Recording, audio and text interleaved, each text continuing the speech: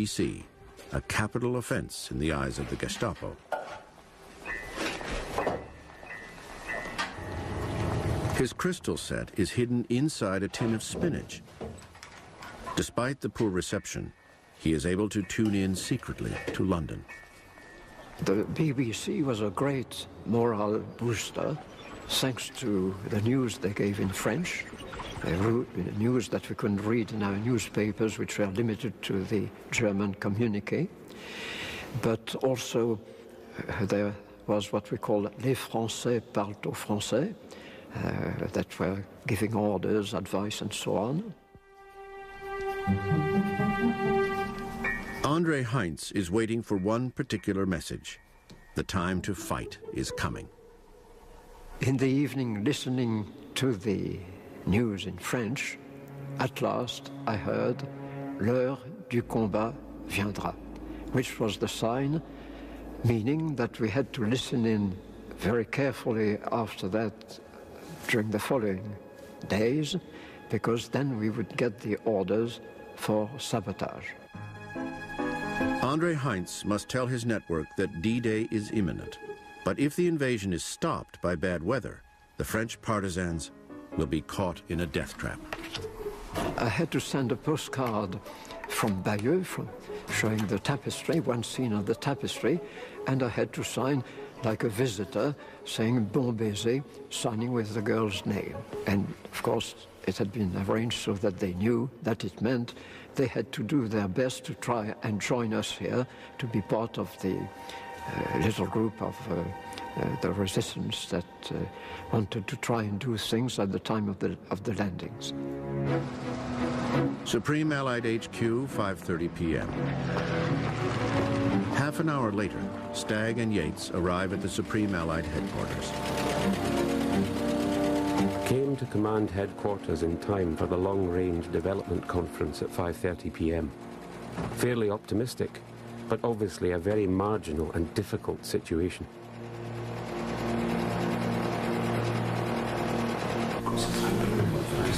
The meeting ends with the outcome still undecided.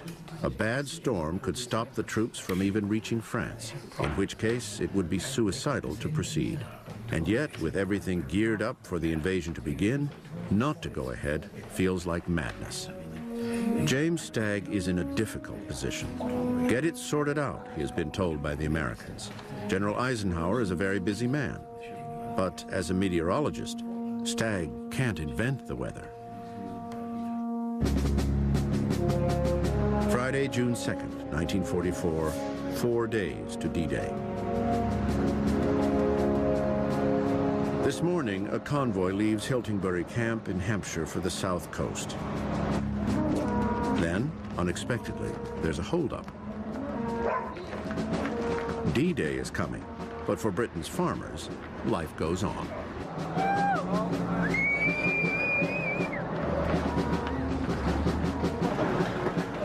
Nothing can stop the invasion now. Not even a herd of English cows. You all right there? You need a hand? I need a hand just to push them back in. Okay, back home, we're all farm boys. After a week of uncertainty for Glenn Dicken and the Canadian farm boys, here's something they know how to do. You okay there? Yeah. Come on, boys.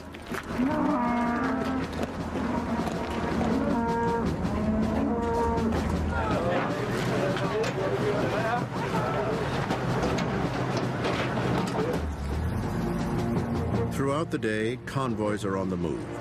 The Regina Rifles will join thousands of infantry already loaded onto their transports and waiting in port. There have been rehearsals before, but now it's clear to everyone that this is the real thing.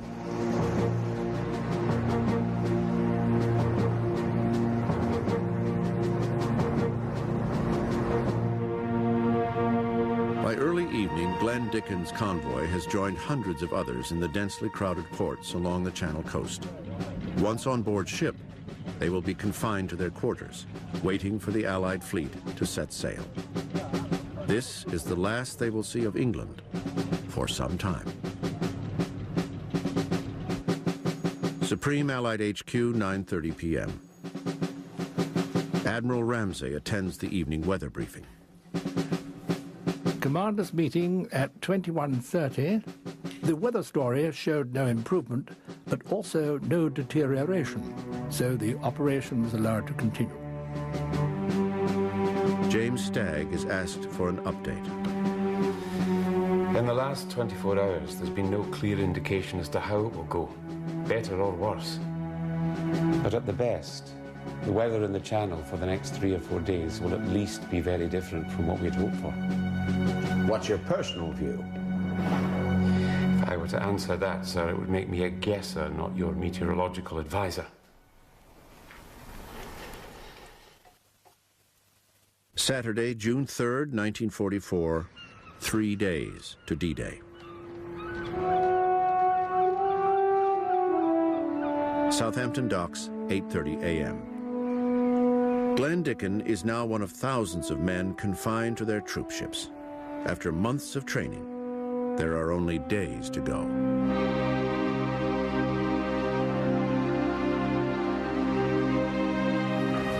Cottesmore Airfield, 9:30 a.m. 1 hour later, Bill Tucker is summoned to a briefing with his fellow paratroopers of the 82nd Airborne Division. Each platoon came in with a platoon commander. The captain was there, and you could see the town of St. Mary Glees. And underneath it said Normandy. I can remember that all my days. A few guys like me were taking a long shot. I'd come up with some weird idea that we'd go to Yugoslavia or something like that, you know. And so we talked a lot about it, and then I think way down deep we all knew we would go to France. Later that day, the commanders' meeting is not going well. The weather picture is now full of menace for the 5th of June. Is there any chance you might be more optimistic tomorrow? No, sir. There's no chance of that now. Thank you, gentlemen. As he was leaving, ACM Tedder said, "Pleasant dreams, Stagg." Pleasant dreams, old chap. Bedell Smith caught me and said we must think about postponement with later times of assault landing. It is extremely unfortunate that this situation should have come about just now. It is the worst, the most uncertain during the whole time in 1944 that I have been in this job. The weather could not have changed at a worse time. The invasion troops are due to sail the following day. They will reach the French coast early on Monday, June 5th. Eisenhower faces the toughest dilemma of his military career. Probably no one who does not have to bear the specific and direct responsibility of making the final decision can understand the intensity of these burdens. The following morning, the planners meet at dawn. Once again, James Stagg brings bad news. In all the charts for the 40 or 50 years I have examined, I cannot recall one which at this time of year resembles this chart in the number of depressions it portrays at one time. The outlook is more like winter than summer. This means that my ships will not have sufficient air cover. Can we really go ahead on this basis? 2 hours later, the historic signal goes out. Eisenhower had made his decision. The invasion will be postponed for 24 hours. Sunday, June 4th, 1944, 2 days to D-Day. At the 11th hour, Eisenhower, the Supreme Allied Commander, has postponed the invasion of Nazi-occupied Europe because of bad weather. Supreme Allied HQ, 6 a.m. If he doesn't go within 48 hours, then the next date, with the right moon and tide, is 2 weeks away. He cannot wait that long. His troops are at an advanced state of readiness. Their morale must be maintained. Hiding vehicles, ships, and planes from the Germans will be impossible. They must go soon, or not at all.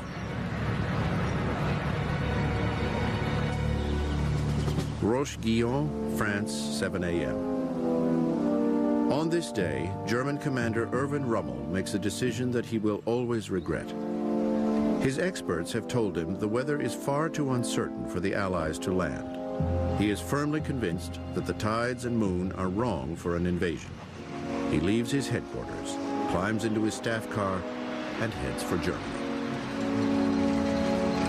Rommel has decided to return home for his wife Lucy's 50th birthday, which is 2 days away. At the critical moment, the man in charge of repelling the invasion is absent from his post.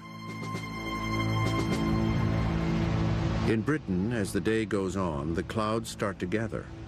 It becomes clear that Eisenhower has made the right decision to postpone the invasion.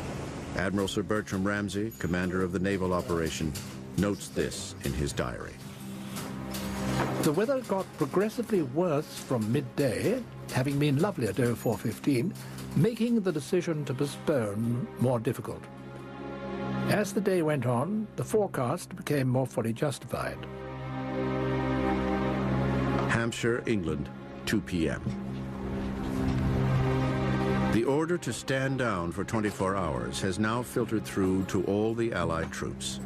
It is received with mixed emotions by Commando Cliff Morris. Orders came for moving, and everyone is keyed up. Excitement at fever pitch. However, orders are postponed at the very last minute as weather is unfit for airborne operations. This is a real blow to us, and dashes our hopes to the ground. We wanted to go, whatever the weather. But there'd be no surprise if we were there too long. We wanted to get on with the job, because the longer we were in that camp there, the more the Germans would learn about us. But they were bound to have people on the inside who'd never been spotted and could relay things out. Nantes, France, 4:30 p.m. Unaware these are the last days of unchallenged occupation, German soldier Walter Schwender has been swimming with friends. He believes, should the invasion come, it will pose no threat to Germany.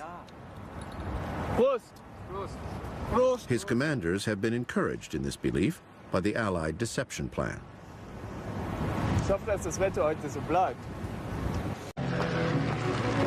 Half an hour later, Stagg and Yates arrive at the Supreme Allied headquarters. Came to command headquarters in time for the long-range development conference at 5:30 p.m. Fairly optimistic, but obviously a very marginal and difficult situation.